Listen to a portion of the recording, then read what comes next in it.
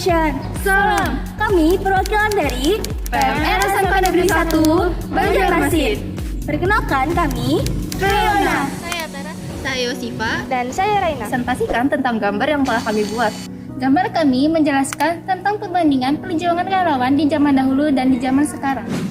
Yang pertama, peran relawan di zaman dahulu. Pada tanggal 24 Juni tahun 1859, terjadi pertempuran antara tentara Prancis dan Italia melawan tentara Austria di desa Solferino. Pertempuran ini terjadi lebih dari 9 jam, dan terdapat sekitar 3.000 tentara Austria yang meninggal dunia, dengan 10.803 tentara yang cedera, 8.638 tentara yang hilang atau ditawan. Sedangkan dari pihak Prancis, terdapat sekitar 2.492 tentara yang telah meninggal, dengan 12.512 tentara yang cedera dan 2.922 tentara yang hilang atau ditawan. Meninggalkan kesan jangka panjang terutama dalam bidang ketentaraan. Jan Henry Dunan yang menyaksikan pertempuran tersebut menulis sebuah buku yang berjudul Memory of Solferino atau Kenang-kenangan di Solferino. Kampanye-kampanye kemanusiaan telah diusahakan dan diperjuangkan olehnya untuk pembentukan organisasi Palang Merah. Konvensi Jenewa juga terbentuk atas pertempuran tersebut. Yang kedua, perjuangan relawan di zaman sekarang. Akhir ini dunia sedang terserang COVID-19. Penyakit virus corona atau COVID-19 adalah penyakit menular yang disebabkan oleh virus corona yang baru-baru ini ditemukan. Sebagian besar orang tertular COVID-19 akan mengalami gejala ringan hingga sedang maupun akan pulih tanpa penanganan khusus. Peran relawan dalam penanganan COVID-19 ini yaitu Yang pertama, membantu memberikan informasi yang akurat kepada masyarakat. yang kedua, membantu memberikan edukasi dan memberikan dukungan psikologis kepada masyarakat agar masyarakat tidak panik saat wabah COVID-19 berlangsung. Yang ketiga, membantu dalam mengorganisasi dan mengarahkan masyarakat yang memerlukan informasi yang terkait alur tes dan alur tindakan di rumah sakit maupun di masyarakat. Yang keempat, membantu dalam memberikan pemantauan dan memberikan informasi yang dibutuhkan oleh OTG atau orang tanpa gejala maupun ODP atau orang dalam pengawasan yang melakukan karantina di rumah. Yang kelima, membantu menyalurkan kebutuhan pokok masyarakat, khususnya untuk OTG atau orang tanpa gejala, dan ODP atau orang dalam pengawasan yang dalam karantina mandiri ataupun kelompok rentan. Yang keenam, untuk relawan medis dapat memberikan dukungan kepada dokter, perawat, pekerja rumah sakit, petugas ambulans, dan lain-lain. Relawan medis jika terlatih dapat dibutuhkan dalam edukasi pencegahan dan rapid test kepada kelompok OTG di fasilitas umum dengan menggunakan APD seperti masker dan sarung pelindung tangan non steril sekali pakai. Dan hasil tes dilaporkan melalui mekanisme pelaporan. Hal ini dilakukan sebagai upaya pencegahan dan pengendalian infeksi. Sebelum presentasi kami ditutup, perhatikanlah drama berikut ini. Minta dong. Kamu kan belum cuci tangan. Ngapain cuci tangan? Tangan aku kan bersih. Iya, walaupun tangan kamu kelihatannya bersih, tapi kita tidak tahu ada apa yang menempel di sana. Jadi kamu harus cuci tangan gitu tetap. Ya udah, aku cuci tangan dulu. Ayo.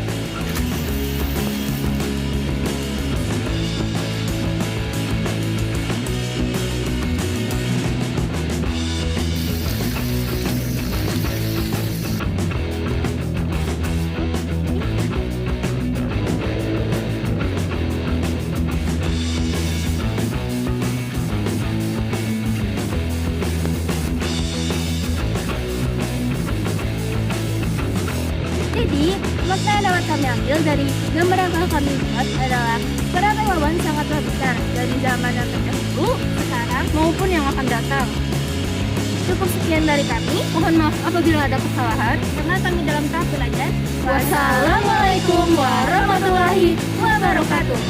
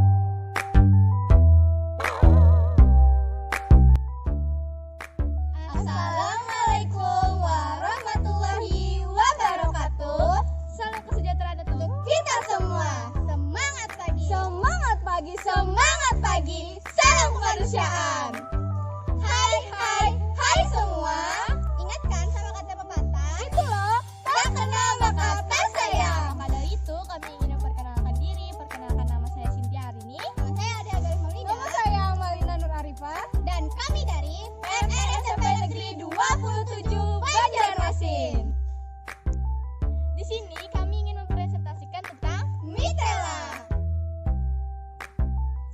Di sini kami akan menampilkan gambar para relawan PMI yang tengah menolong korban bencana longsor menggunakan kain Mitela sebagai bahan dasar pembalutan. Pada suatu hari di sebuah desa telah terjadi bencana longsor pada pukul 5 sore hari. Di saat itu juga warga sigap menelpon Palang Merah Indonesia. Karena banyaknya korban, pihak PMI kewalahan. Pada saat itu juga mereka kehabisan Mitela sebagai bahan dasar pembalutan. Mitela adalah kain yang berwarna putih dan berbentuk segitiga sama kaki yang terbuat dari kain baju dan panjang sisinya 75 cm. Macam-macam lipatan ada pada Mitela, yaitu slip 2, slip 4, slip 8, dan slip 16. Slip 2 berfungsi untuk menutupi luka bakar. Slip 4 berfungsi untuk menutupi luka tusuk dan luka robek. Slip 8 berfungsi untuk pembidaian dan slip 16 berfungsi untuk menutupi luka pada bagian dahi, pelipis, dan dagu. Mitela juga bisa digantikan dengan baju, jilbab, selendang, sarung, dan lain-lain. Dengan syarat kain itu harus bersih dan steril, layak digunakan, tidak seperti kain lap. Dan yang terpenting harus berbahan dasar kain. Sekian penjelasan kami mengenai Mitela. Salah hilaf mohon dimaafkan. Wassalamualaikum warahmatullahi wabarakatuh. See you next time di lain kesempatan.